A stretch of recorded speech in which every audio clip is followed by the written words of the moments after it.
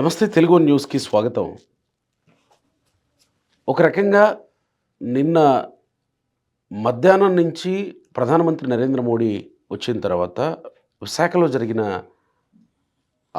ప్రారంభోత్సవ కార్యక్రమం, శంకుస్థాపన కార్యక్రమాలు చర్చ జరగాల్సింది. దురదృష్టవశాత్తు తిరుమల తొక్కిసలాట ఘటన జరగడం వల్ల చర్చ అంతా పక్కదారి పట్టింది. కానీ ప్రధానమంత్రి నరేంద్ర మోడీ చేతుల మీదుగా నిన్న ప్రారంభోత్సవాలు, శంకుస్థాపనలు జరిగినటువంటి ప్రాజెక్టులు 2,00,000 కోట్లకు పైబడి ఉన్నాయి. ఇది ప్రస్తుత అధికార పార్టీ విపరీతంగా ప్రచారంలోకి తీసుకొచ్చేటువంటి ప్రయత్నం చేయాలి. కానీ ఆ అవకాశం ఇప్పుడు లేకుండా పోయింది. అధికార పార్టీ చేయలేదు కాబట్టి మనమేదో చేసే ప్రయత్నం కాదు. కానీ గతంలో కూడా అన్ని రాష్ట్రాల కంటే మనమే ఎక్కువ సాధించామని చెప్పుకున్న ఇదే కూటమి 2014 నుంచి 19లో ఉంది. ఇప్పుడు కూడా ఏ రాష్ట్రానికి లేనట్టుగా అధికారంలోకి వచ్చిన 6 నెలల్లోనే 2,00,000 కోట్లకి పైబడి ప్రాజెక్టుల్ని కేంద్రం చేత ప్రారంభింపజేసింది ప్రస్తుత కూటమి ప్రభుత్వం. ఇవి అన్నీ నిజంగానే రాష్ట్రానికి ఈ స్థాయిలో ఉపయోగపడబోతున్నాయా? ఇవన్నీ గ్రౌండింగ్ అయ్యి పూర్తయి ప్రజలకి ఎంత మేరకు మేలు చేయబోతున్నాయి? ప్రముఖ రాజకీయ సామాజిక విశ్లేషకులు అంకమరావు గారు ఉన్నారు. నమస్కారం అంకమరావు గారు. ప్రాజెక్టు ప్రారంభోత్సవాలు, కొన్ని శంకుస్థాపనలు జరుగుతూ వచ్చాయి, చూసాం. 2,08,000 కోట్లకు పైబడి జరిగినటువంటి కార్యక్రమం. వాస్తవానికి ఆంధ్రప్రదేశ్లో చర్చ జరగాల్సినటువంటి కార్యక్రమం అది. ప్రధానమంత్రి నరేంద్ర మోడీ వచ్చిన తర్వాత నేను అన్నట్టు దురదృష్టవశాత్తు తిరుమల ఇష్యూ జరగడం వల్ల కాస్త చర్చలన్నీ పక్కదారి పట్టిన పరిస్థితి మనం చూస్తూ ఉన్నాం. నిన్న నరేంద్ర మోడీ గారి చేతుల మీదుగా ప్రారంభోత్సవానికి నోచుకున్నాం, శంకుస్థాపనకి నోచుకున్నటువంటి ప్రాజెక్టులన్నీ పూర్తయితే ఆంధ్రప్రదేశ్ భవిష్యత్తు ఎట్లా కనపడుతుంది మీకు? గోపీకృష్ణ గారు మంచి ప్రశ్న అడిగారు. ఈరోజు ప్రజలకు కూడా ఇది అర్థం కావాలి. నిన్న ఎన్టీపీసీ ద్వారా గ్రీన్ హైడ్రో ప్రాజెక్టుకు సంబంధించి 1,85,000 కోట్ల రూపాయలు ఇక్కడ పన్నులు జరగబోతున్నాయి. దానివల్ల 25,000 మంది పై చిలుకు ఉద్యోగ కల్పన కూడా జరగబోతుంది. మిగిలినవన్నీ రోడ్లు కావచ్చు, లేదా ఔషధ కంపెనీలకు కావచ్చు, వాటికి సంబంధించిన వాటిని కూడా ప్రకటించడం కూడా జరిగింది. ఇక్కడ మిగిలినవన్నీ కూడా పనులు జరుగుతాయి. దానివల్ల మంచి ప్రయోజనాలే చేకూరుతాయి. ఇది గనక అంటే ఏదైతే ఎన్టీపీసీ ద్వారా కేంద్ర ప్రభుత్వ రంగ సంస్థే కదా అది, దాని ద్వారా మన పెట్టుబడి చాలా తక్కువ. దాంట్లో గమనించుకోవాల్సిన అంశం అంటే మనకి భూమి మాత్రమే కేటాయిస్తాం, మిగిలినంతా కూడా చాలా తక్కువే మన పెట్టుబడి కూడా ఉంటుంది. కేంద్రానికి సంబంధించిందే కాబట్టి లాభమైనా నష్టమైనా కూడా కేంద్రమే భరాయించాలి దాన్ని. మరి ఆ పరిస్థితుల్లో దానివల్ల నిన్న మీరు చెప్పినట్టు 2,08,548 కోట్ల రూపాయలు విలువండి నిన్న ఆయన ప్రారంభించినవి కావచ్చు, ప్రకటించిన విషయాలే కావచ్చు. దీంతోపాటు మీరు ఇంకోటి చాలా ముఖ్యమైన విషయాలని నిన్న వాళ్ళు అక్కడ ప్రకటించాల. ఎందుకంటే ఇది పిఎం సూర్యఘర్ సోలార్కి సంబంధించి. పిఎం సూర్యఘర్ అంటే సూర్యరశ్మి ద్వారా గృహస్థులు తయారు చేసే సోలార్ విద్యుత్ అనమాట. దీనికి సంబంధించి ముక్తి బిజిలీ యోజన అని చెప్పి దీన్ని పెట్టుకోవడం కూడా జరిగింది. ఇది 2024 ఫిబ్రవరిలో కేంద్ర మంత్రిమండలి ఆమోదించి ప్రధానమంత్రి గారు దాన్ని ప్రకటించడం కూడా జరిగింది. 75,021 కోట్ల రూపాయలు మార్చిలోపు వినియోగించుకోవాలి. అప్పటి ప్రభుత్వం దాని గురించి పట్టించుకోలేదు. మొన్న చంద్రబాబు నాయుడు గారు దీని గురించి అంతా పరిశోధించేసి తన నియోజకవర్గమైన కుప్పంలో తొలిసారిగా దాన్ని లాంచ్ చేశారు. పైలట్ ప్రాజెక్ట్గా కుప్పాన్ని ఎన్నుకున్నారు. కారణం ఏంటంటే దానికి కూడా చెప్తాను మీకు. ఒక కిలో వాట్ కనుక విద్యుత్తు ఉత్పత్తి చేస్తే వాళ్ళకి 30,000 రాయితీ కేంద్రం ఇస్తుంది. 60%, రాష్ట్రం ఇస్తుంది 40%. కేంద్రం 60% ఇస్తుంది, రాష్ట్రం 40% వాటా దాంట్లో. అలాగే 2 కిలోల వాట్ కనుక తయారు చేయగలిగితే 60,000 రూపాయలు. అది కూడా అంతే, 60-40%. 3 కిలో వాట్లు కనుక మనం తయారు చేయగలిగితే దానికి 78,000 రూపాయలు మాత్రమే. ఇది చాలామందికి అర్థం కాని విషయం ఏంటంటే ఎవరితోటి సంబంధం లేదు. ఎవరి రికమెండేషన్ కూడా అక్కర్లేదు.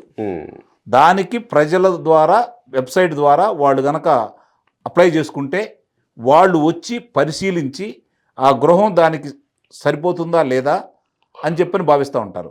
దీంతోపాటు చాలామంది ఏమనుకుంటున్నారంటే పెంకుటిళ్ళ మీద, అంటే మిద్దెల మీద తప్ప పెంకుటిళ్ళ మీద లేదంటే పూరిళ్ళ దగ్గర దీన్ని ఉపయోగించుకోలేము అని చెప్పని చాలామంది అనుకుంటూ ఉంటారు. దానికి కూడా మార్గాలు ఉన్నాయి, వాళ్ళు కూడా చెప్తారు.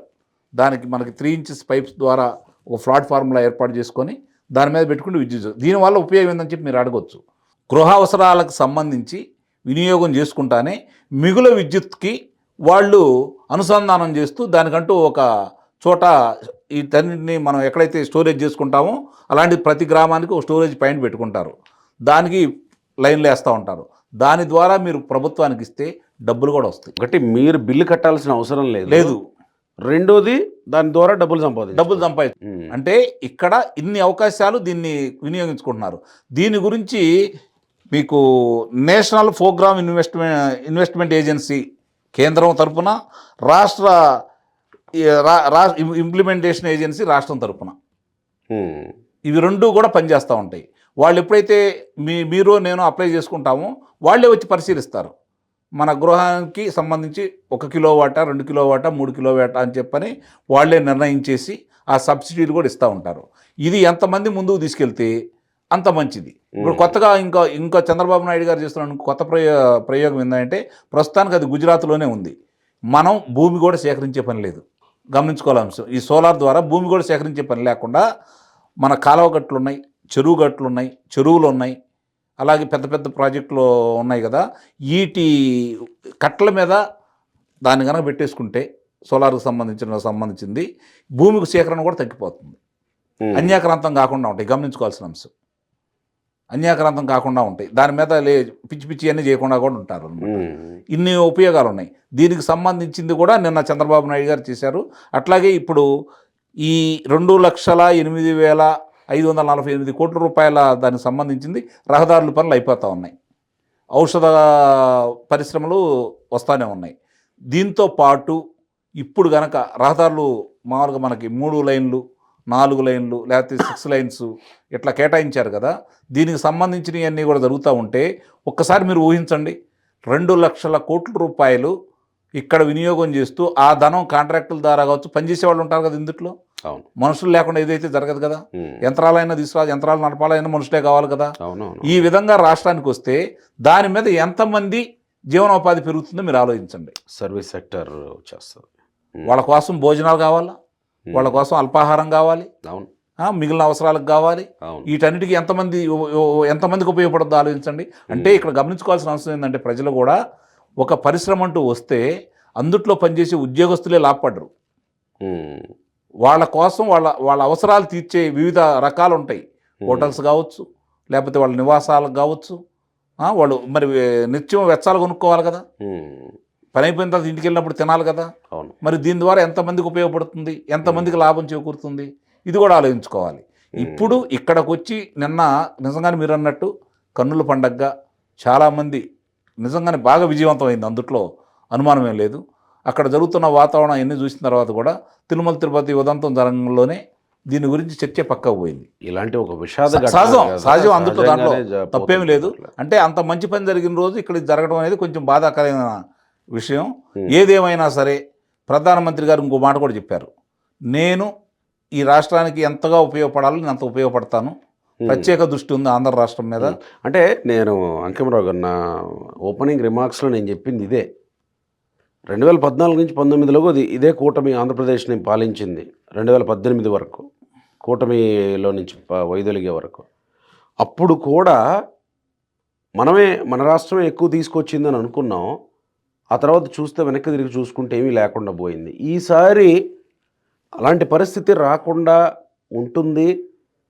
ఈసారి పరిస్థితులు వేరు లాగా ఏమన్నా మనం మాట్లాడుకోవచ్చు. అంటే గోపి గారు, ఇక్కడ జరిగిన విషయం ఏంటంటే, పొరపాటు ఏంటంటే నిస్సందేహంగా చంద్రబాబు నాయుడు గారిది, తెలుగుదేశం పార్టీ వాళ్ళదే ఎక్కువ పొరపాట్లు ఉన్నాయి.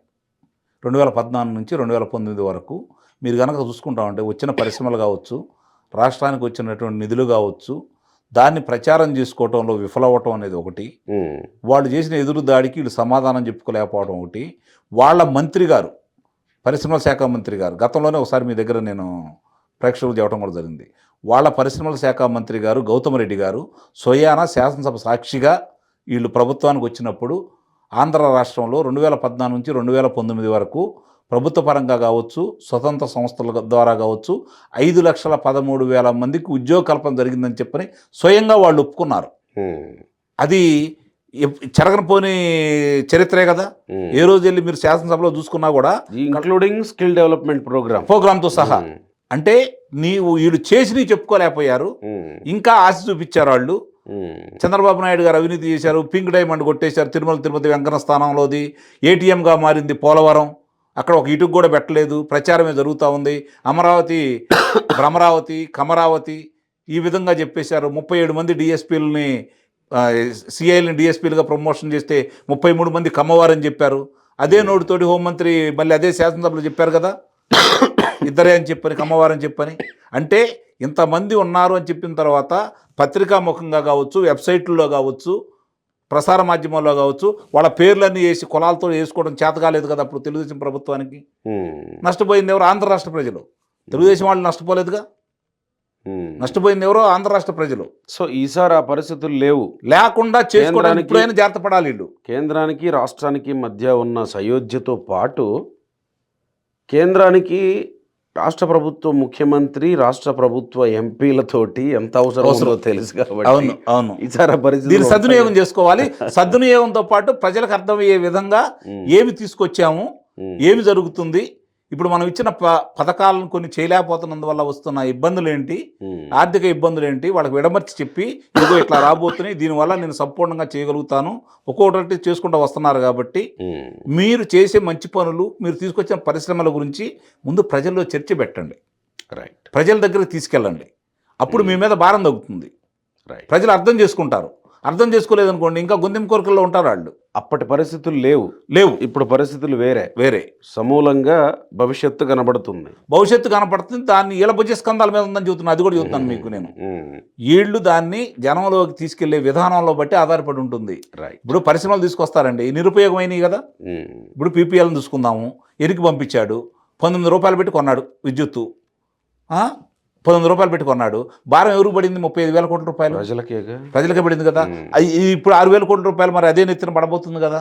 నిన్న వాళ్లే చాలా స్పష్టంగా పత్రికా సమావేశాలు పెట్టి 2025-26 సంవత్సరం ₹1 కూడా పెంచం తగ్గిస్తామని చెప్పారు.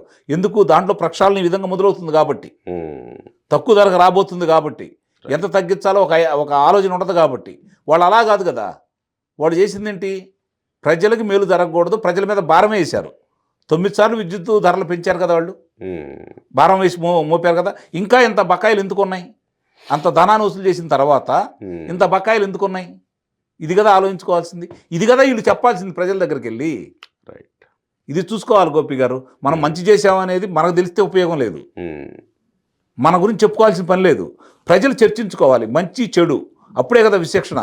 5 సంవత్సరాల పరిపాలన చూసిన తర్వాతే కదా 164 స్థానాలు ఇచ్చింది. 151 స్థానాలకు సంబంధించి అతను చేసిన నిర్వాహకం గమనించే కదా ఈ అవకాశం ఇచ్చింది. ఇప్పుడు మీరు కలిశారు, ప్రధానమంత్రి గారు మీరు అన్నారు, చాలా ముఖ్యమైన పాయింట్. ఇది కూడా ప్రజలందరూ కూడా గమనించుకోవాలి. కేంద్రం మన మీద దయతో కాకుండా మన మీద ఆధారపడుతున్న విషయాన్ని కూడా మర్చిపోకూడదు. వాళ్ళ అవసరాలు వీళ్ళకి, వీళ్ళ అవసరాలు వాళ్ళకు. కాబట్టి అదే దృష్టిలో పెట్టుకుని చంద్రబాబు నాయుడు గారు రాష్ట్రానికి ఏం కావాలో తెచ్చుకుంటున్నారు. కాబట్టి ఇప్పుడు ఎయిమ్స్ వచ్చింది కదా, మంచినీళ్ళు కూడా ఇవ్వలేదు కదా వాళ్ళకి. 4 విద్యా సంస్థలు అక్కడ గ్రౌండ్ అయినాయి కదా అమరావతిలో. వాళ్ళకి రహదారులు కూడా వేయకుండా చేశారు కదా, వాళ్ళకి నీరు అందించలేదు కదా. 50,000 మంది విద్యార్థులు చదువుకుంటున్నారు గోపి గారు.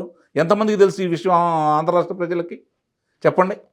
ఇప్పుడు ఇంకో 2 సంవత్సరాలు తీసుకొచ్చారు కదా, XLR కావచ్చు. దురదృష్టం ఏంటంటే ఆ విట్స్ క్యాంపస్ కాకుండా ఇంకో క్యాంపస్ ఏదో SRM క్యాంపస్కి వెళ్ళడానికి నేను మా ఎడిటర్ సుభాకర్ గారు ఈ ప్రభుత్వం వచ్చిన తర్వాత అసలు ఎట్లుంది అమరావతి అని ఒక టూర్ చూపించే ప్రయత్నం చేసాం. SRM క్యాంపస్కి వెళ్ళడానికి దారి ఎటు ఉందో అర్థం కాల, ఎటు వెళ్ళినా నీళ్లును. అవును, నీళ్ళంటే గుంటలు, రోడ్ల మీద గుంటలు తవ్విన నీళ్ళన్నీ ఉండిపోయినాయి. చెట్లలో గుండా, తాటి చెట్ల మధ్యలో, చిల చెట్ల మధ్యలో తిరుక్కుంటా వెళ్ళాల్సి వచ్చింది. అవునండి, SRM యూనివర్సిటీ. అవును, ఒక దారి తెన్ను ఏమీ లేవు అక్కడ. ఇప్పుడు గత ప్రభుత్వానికి ఈ ప్రభుత్వానికి అసలు మనం పొంతన కానీ పోలిక కానీ పోల్చుకోవద్దు. ఇప్పుడు వాళ్ళు చేసిన అరాచకానికే కదా ఈ ప్రభుత్వాన్ని తీసుకొచ్చింది. వీళ్ళు ఏం చేయాలి మీరు అన్నారు. ఇప్పుడు యూనివర్సిటీలకు సంబంధించి రహదారులు లేవు, తర్వాత లా యూనివర్సిటీ తీసుకొచ్చారు. దీనివల్ల ఉపయోగం ఏంటి? దీనివల్ల ఉపయోగం ఏంటి? విదేశాలకు వెళ్ళి మనం చదువుకోవడానికి ఎంతోమంది విద్యార్థులు ఉన్నత చదువులు చదువుకోవడానికి విదేశాలకు వెళ్తున్నారు. ఆ స్థాయికి ఏమాత్రం తగ్గని యూనివర్సిటీలు ఇవి. దీనివల్ల రాష్ట్రానికి మన డబ్బు విదేశాలకు వెళ్లకుండా ఇక్కడే చదువుకుంటూ ఉంటే, వాళ్ళకి ఇక్కడే పని కల్పించగలిగితే ఎంత ఉపయోగం జరుగుతూ ఉంటుంది. ఇది ప్రజలు స్పష్టంగా అర్థమయ్యే విధంగా ఏం జరుగుతుంది, ఏం తీసుకొచ్చారు, ఏం చెయ్యాలి, ఈ ప్రభుత్వం ఏం చేస్తుంది, గత ప్రభుత్వం విధ్వంసాలు ఏంటి, పదే వాళ్ళ గురించి చెప్పొద్దు. వాళ్ళు మర్చిపోయారు జనాలు.